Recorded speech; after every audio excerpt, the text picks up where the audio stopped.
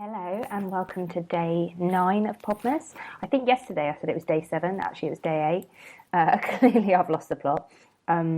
Anyway, today's episode I'm going to chat a little bit about something I wrote about fairly recently, which I'll link to in the show notes. And that is something that comes up a lot in my calls with coaching clients and chats with friends who want to start a blog, and it is what things that are holding you back from blogging. As you know, I love everything about talking about blogging, and people don't feel frightened by blogging or baffled by or whatever, or feel like there's a secret to blogging, because there isn't. Are held back from blogging and they won't start a blog because of something that I consider to be a non-issue, basically. These things shouldn't hold you back from blogging. Number 1, this is something that I hear time and time again. Like, if we all have something new to say because we're human, right? We're something that has been talked about before. I mean, a different twist and a different angle, and just, yeah. Who cares if you're saying something that someone else has said? You're still saying it in your voice of people on the planet. And yes, the blogosphere is crowded, and yes, there's a lot of noise to a blog that I don't want to read. I jump straight back off. None of us have to read anything. Second, I'm scared my friends will judge me.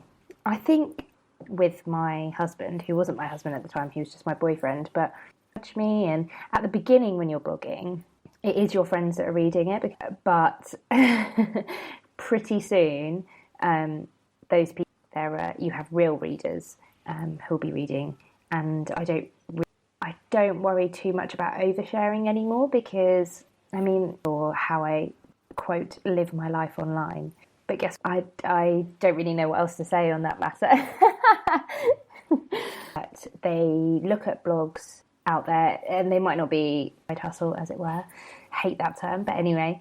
And it looks super slick. I mean, it's hard because, yeah, that's true, actually. Blogs are really, in yesterday's Podmas episode on when I was talking about jealousy, so your little blog, your new, fresh blog, don't compare years. You know, obviously you want it to look nice and you don't want it to look a pile of crap, but questionable posts. Just don't even worry about it.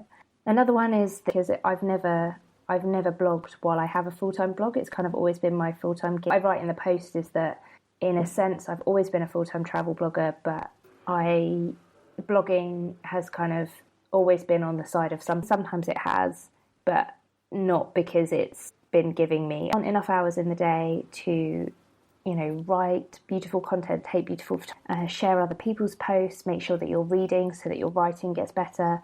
Bloggers who do it with a full-time job, and none of them are perfect, and they all as well. So Jenny Lothrop, She Gets Around, Beverly Reineman, Pack Your Past, and Ellie Quinn at A Wandering Quinn, and there's so many other people, so many other. This is their side hustle. They don't have 24 hours a day. They don't post all that often. Some of them post really regularly. But Sophie doesn't really touch Pinterest. So, there's so many different things, different ways to do it, and consistency is important. Of course it is. But done is better than perfect.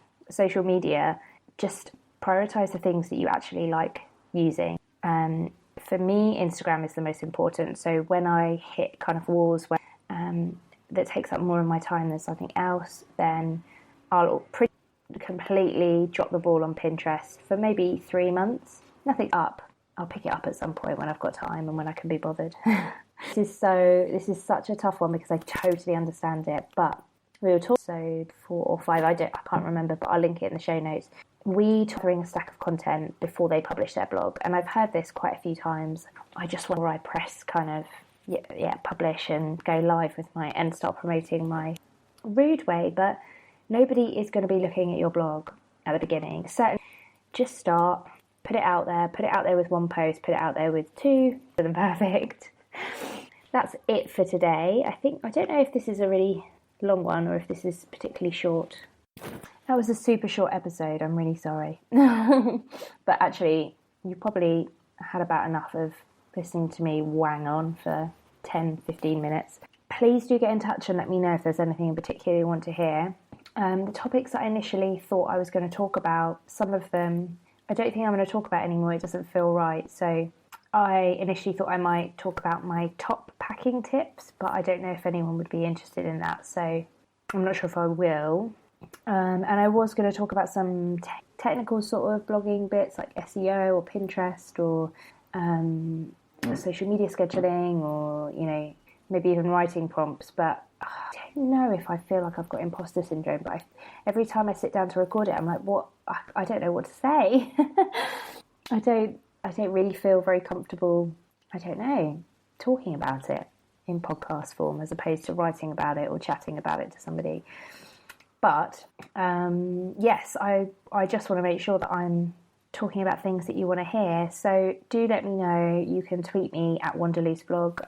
You can hit me up on Instagram, slide into my DMs there at Wanderlooseblog.